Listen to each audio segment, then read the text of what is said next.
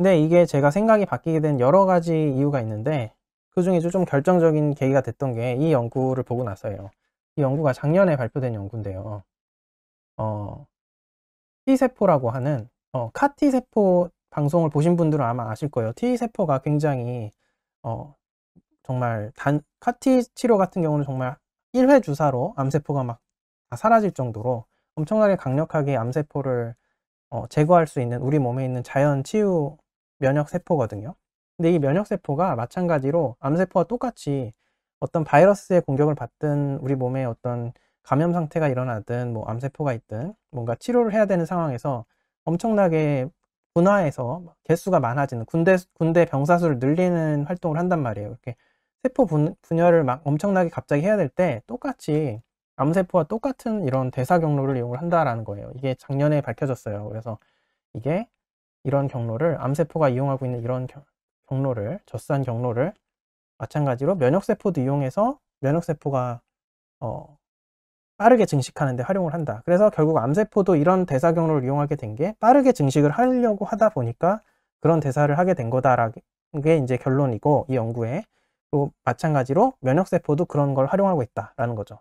그럼 그렇게 되면 결국은 우리가 이 대사 경로를 차단하려고 뭐 극단적인 케톤 식사를 오래 장기간 한다거나 해서 이 대사 경로의 자체에 문제가 생기면 물론 암의 대사에도 문제가 생기는데 T세포로 대표되는 면역세포의 기능에도 문제가 생기는 거예요. 그래서 면역력도 같이 떨어지는 그런 문제가 발생합니다. 하지만은 우리 몸에서 강력하게 암을 제거하려면 사실은 면역세포가 굉장히 중요하죠.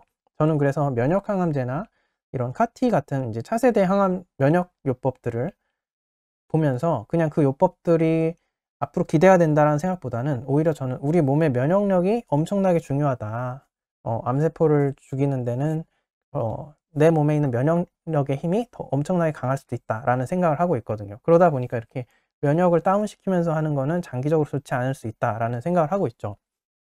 네. 근데 실제로 그렇습니다. 그래서 보면 케톤식으로 대표되는 극단적인 탄수화물 제한 식단도 오랫동안 장기간 하면은 여러 문제가 발생하는 게 발표가 됐어요. 그래서 그것도 이제 장기간 하는 거는 또 여러 가지 생각을 해봐야 되고 실제로 이 케톤식을 통해서 저는 완전히 뭐 암을 극복했다 하시는 분은 사실은 보지는 못했어요. 케톤식을 통해서 일순간 좀 개선되거나 좋아지는 부분도 생길 수 있는데 이게 과연 완전한 해법인가에 대해서는 조금 저도 그래서 그러다 보니까 의문이 생기는 거죠.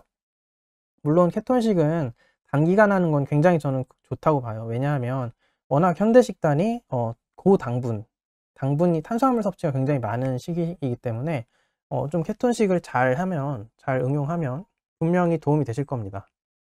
그럼에도 불구하고 이렇게 장기간 했을 때는 얘기가 달라진다는 거고 앞서 말씀드린 대로 면역세포가 같이 다운될 수도 있고 그리고 실제 케톤식을 하신 분들도 뭐 케톤 플루라 그러는 대표적인 뭐 몸이 약해지는 느낌, 감기 걸린 것 같은 느낌, 면역력이 떨어지는 느낌 이런 것들을 받으시거든요.